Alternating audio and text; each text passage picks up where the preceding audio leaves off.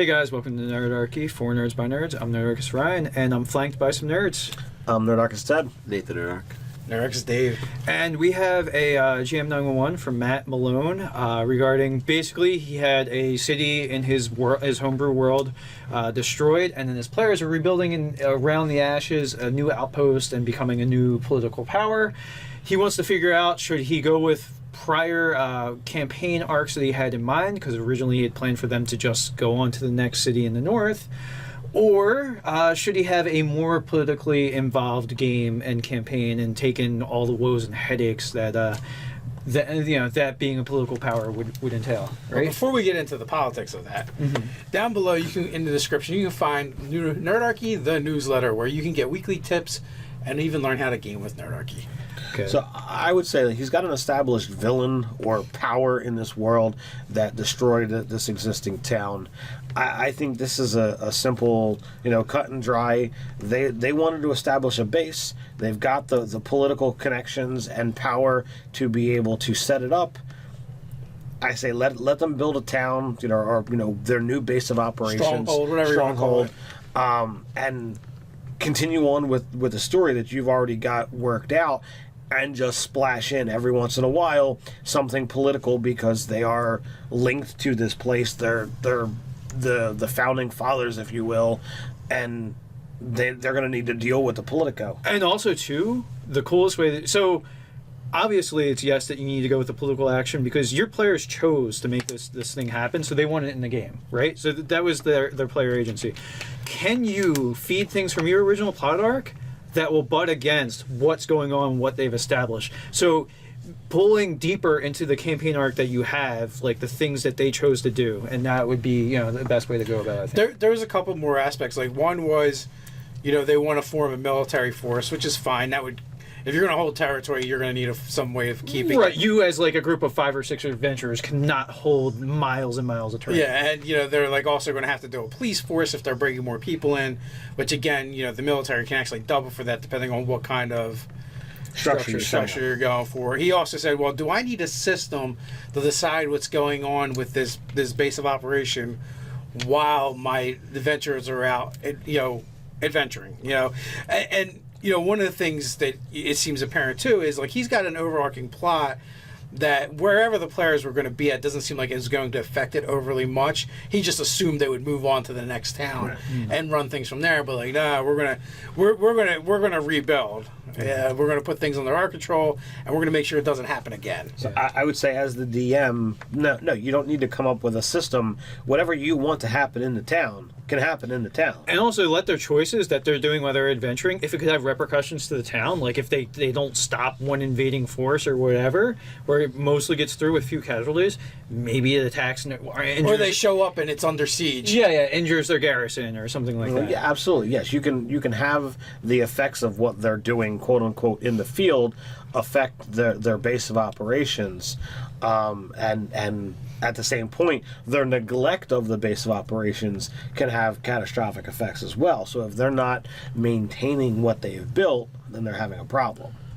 I would say if you're going to go for the new place, you could have competent people are going to show up to try and make their way in the world, and just they get to choose between several of them, let's say, and maybe it's one. That's gonna tell a lot about the PC's thoughts on the matter of what they want for their town, based on the type of personality they pick for maybe the person in charge of the captain of the guard, or so the magistrate.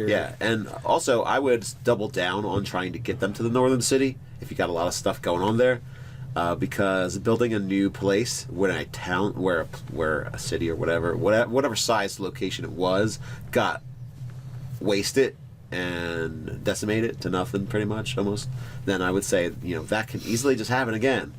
So especially what are they less going to do well-defended, different with a smaller group of people, with many people having aversion to being in that area because they're probably refugees from that area, leaving that area?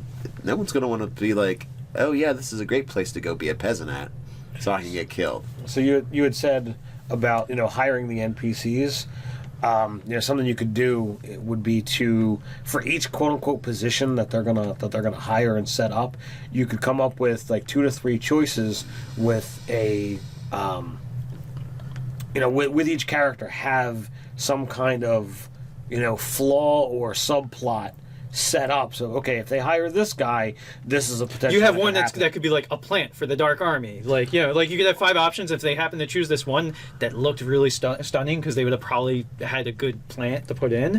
Like if they happen to pick this one guy, then like they have to deal with a potential coup later on. What I mean is all those NPCs that are coming to basically apply for the job have a reason for being there and not someplace safer. Yeah. So Yeah. Well, and I was thinking a coup as well, but it doesn't necessarily mean Dark Army coup. It could just be somebody else that wants the power. Some other political power. a neighboring kingdom or a neighboring city wants to expand their power. I kind of disagree too that the fact that it will be harder to hold. If you go with a fortified position that's smaller, it's actually easier to hold, because if they build a castle, fort, or stronghold, opposed to having a town there or even a city, There's much more entry points. Yeah, with a city, like you have citizens that you're looking to protect, and maybe you have. Some of them could be insurgents that disguise themselves as people that would reside in the city. Well, it could be, but we have no idea what happened to the original city. Right. Only that it got decimated. Yeah. But what I'm saying is, if you build a position to be held, and it's a lot easier to hold a castle than it is a town or a city. Matter of fact, usually your cities and towns usually have a castle to fall back to At their center. for that reason. But the problem with that is if you have a large population, it's so much harder then to withstand a siege. Not everybody's yeah, gonna you're not fit. going to last through a siege. So You lose a couple people to different archers just over time. You're going to lose people getting shot at. So yeah, And then people are flinging consideration. Darren's ancient fortress at your. Yeah. And bam, From siege tower. catapults. Yeah, from right there. catapults, Yeah. So another thing, with the doubling down of come to the northern city. Well, there could be an envoy that comes while they're trying to organize all this stuff. And Yeah, but I don't think he's trying not to force his players to do what he wants. did I say force the players? Here's a pile of treasure. Are you going to come this way or go the way you want it to go? All right. Or well, I mean, it ties it. They still get to make the choice. It might be a stupid choice at that point, but they still get to make it. In the northern city, you could do like a trade envoy, because if you're establishing a fortification, like you need to figure out your diplomatic ties and this and that. So like maybe there's a resource that they're I able to get. feel like their there's a hands on. certain like human element though of not wanting to be conquered and wanting to preserve or rebuild from the ashes, yeah. and it's a reoccurring theme in many stories, and it seems like those players have latched onto that, and so it's probably gonna be hard to persuade them to go elsewhere because they don't want to suffer the defeat, and they want to win.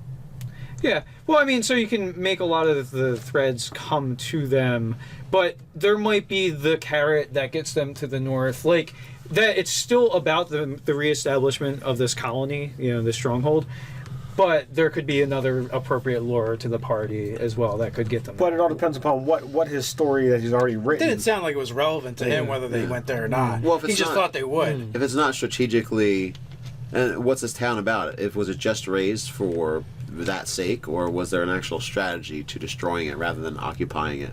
And if someone's in with what the player character's side is, rather than whatever this dark force is and this other problem in the world, if they're sympathetic to them, they might be able to be some kind of patron and assist them. Maybe they have a stronghold or keep within the city or town in the north, and say, well, come this way. I can, assist you in any way I can, blah, blah, blah, blah, blah. Or spend however many months it's going to take to organize a new settlement while you're getting attacked by stuff. I mean, you just don't build a castle in a week. It's going to take a long freaking time. You're going to get attacked.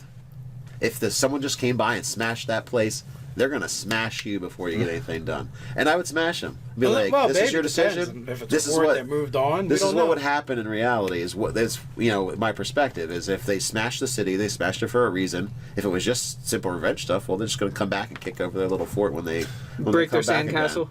Or they're going to siege them, and they're probably not going to have the resources to withstand a siege. Or the city was just in their way, and they knocked it down. If and it's they a kept going. horde of orcs, they might not be around anymore. So I don't know Depends what on the the dark army, motivation. dark force that destroyed it is. So there's details like that, and like you said, I would definitely, if they're going to do it, there would be adventures that spring up around just trying to hold the land and get it together. He says they have the resources and connections to make it happen.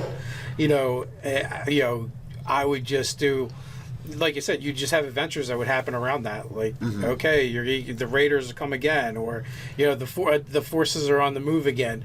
What are you gonna do? Or somebody's attacked the. You have a shipment of quarried stonework that's going to be like your stoneworks for building the castle, and like that got hijacked, and you have to go track that down. So like things that are just related to the construction of this castle that they have to solve these problems too. And as far as a mechanic for, I guess we could say like the overall well-being of the stronghold while they're away, you could probably have modifiers based on who they pick. Like a morale like a morale system. How, has all the caravans been coming in for supplies? Those kind of things. What's behind? What's ahead? You just make like a little chart of things that, kind of like how a chase chart has some detriments, and then sometimes nothing bad happens. So a lot of automated. I felt like there was too much in it, but there was Pathfinder, the Adventure Path. There's Kingmaker, where you build your own kingdom. It was very Civ development. I just thought it was too much so.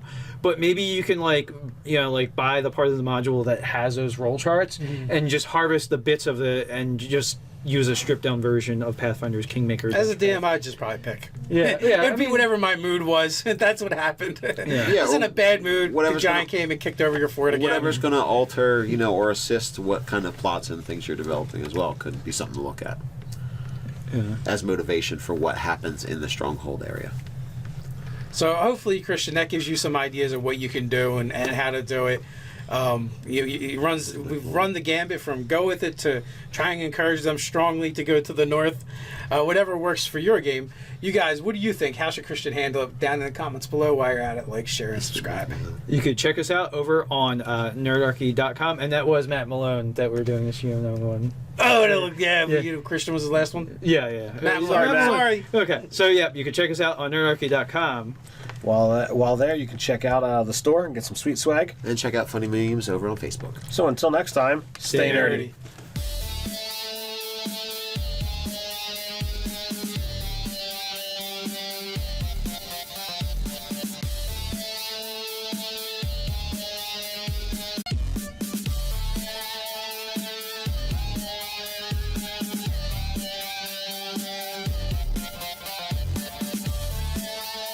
Hey guys, welcome to Nerdarchy, for Nerds by Nerds. I'm Nerdarchy Ryan, and I'm flanked by some nerds. A new outpost and becoming a new political power.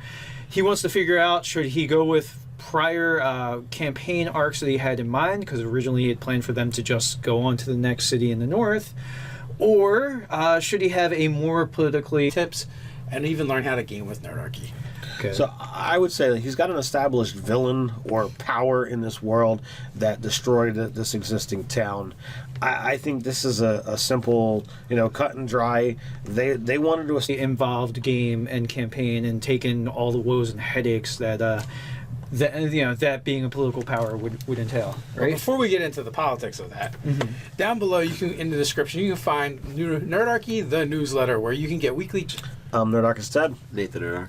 Nerdarchy Dave. And we have a GM 911 from Matt Malone regarding basically he had a city in his homebrew world destroyed, and then his players are rebuilding around the ashes.